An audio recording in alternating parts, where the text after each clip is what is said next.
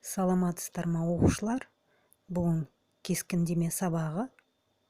Сабақтың тақырыбы қарама-қарсы және қосымша түстердің гармония үйлесімділігі. Түс балансы. Сабақтың мақсаты түстер үйлесімділік қағидаларымен танысу. Түстер гармониясын табуға арналған жаттығуларды орындау. Гармония бұл көркем өнер туындыларының барлық компоненттерінің өзара үйлесімді байланысуын, үндесе жарасуын білдіретін эстетикалық категория. Кескіндемедегі түстік гармония бұл түстердің аудандарының пропорционалдығын тапқан кезіндегі түстердің бір-бірімен келісімділігі. Әр түстердің ерекше реңктерін табуға негізделген тепе-теңдігі және үйлесімділігі. Әрбір түс адам сияқты ерекше және өзіндік сипатқа ие. Белгілі бір түс барлық түстермен дос бола алмайды, яғни жақсы үйлесімділікте болмайды. Ол басқа түстермен тікелей көршілес орналастырылғаннан кейін өзгеру мүмкін. Түстік контраст бұл екі немесе одан да көп түстерді салыстыру. Оларды тиімді салыстыруға және айырмашылықтарды көрсетуге мүмкіндік береді.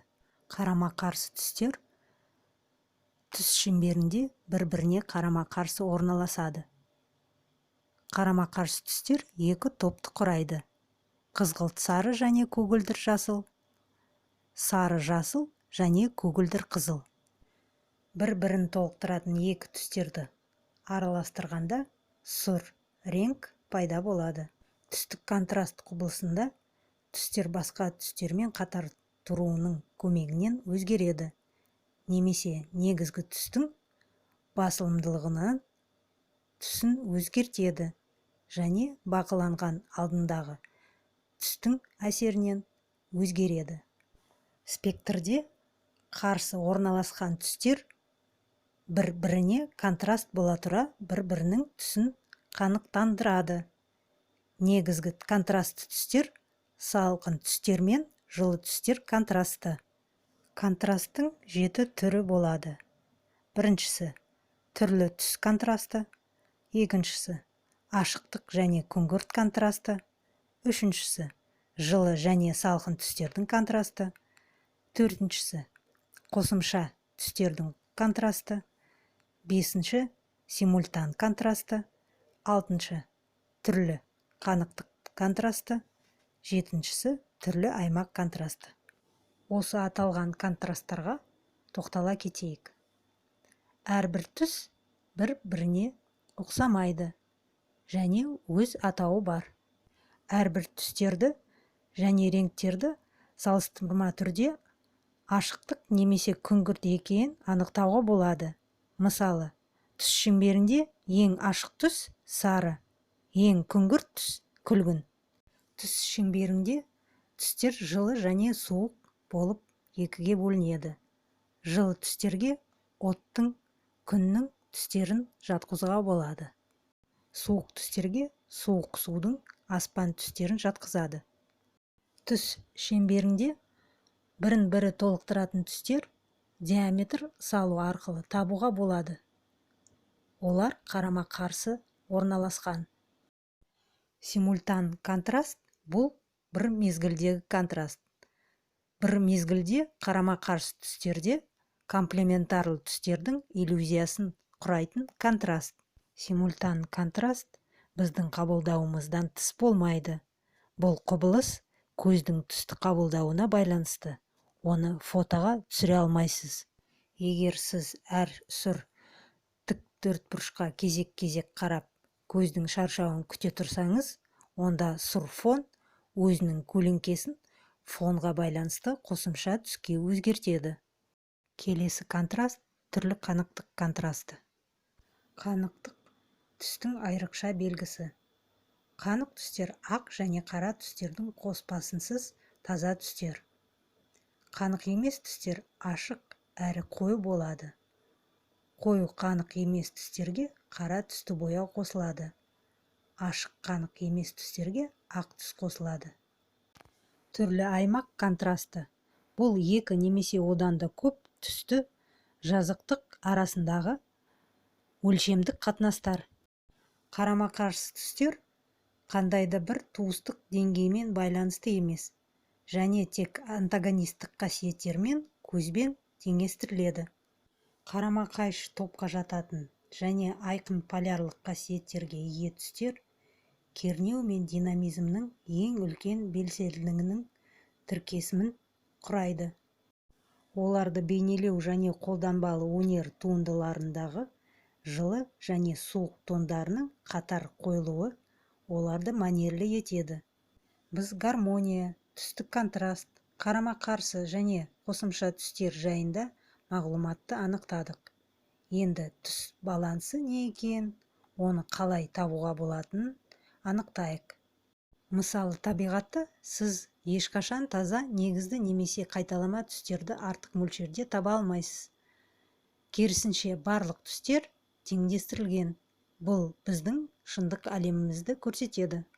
Суретшінің міндеті бұл шындықты қашан және қалай өзгерту керектігін білу, немесе автордың мақсатына байланысты оны әдемі, әсерлі немесе қорқынышты ету үшін.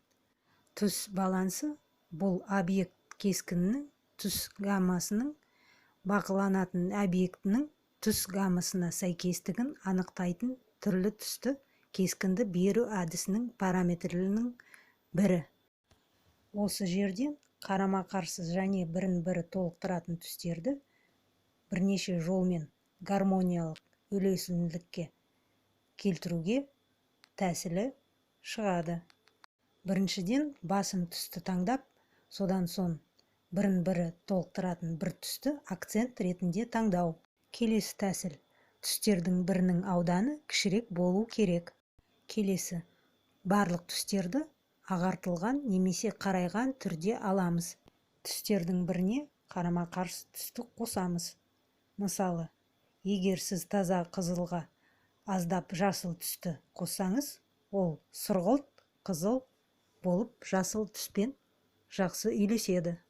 Осы сабақтың тақырыбын есте сақтап және бекіту үшін біз практикалық тапсырмаларды орындауға көшеміз. Бірінші тапсырма – қарама-қарсы түстерді араластыру. Бұл жаттығуға формат А4, акварель немесе гуашь бояуларын пайдалануға болады. Біріншіден, форматқа қарындаш және сызғыш көмегімен бірінің астына бір, 3 қатар сызасыз. Әр қатарда 10 тордан орналастырасыз. Торларды сызып болған соң, бірінші қатардан бастап, 2 шет торларына жұп қосымша түстерді жағасыз. Бір мөлшерде бір-бірін араластырып, жұмысты ортаға қарай жүргізесіз. Ортадағы орналасқан 2 торда қоспалардың 50-50 қоспасын көрсету керек.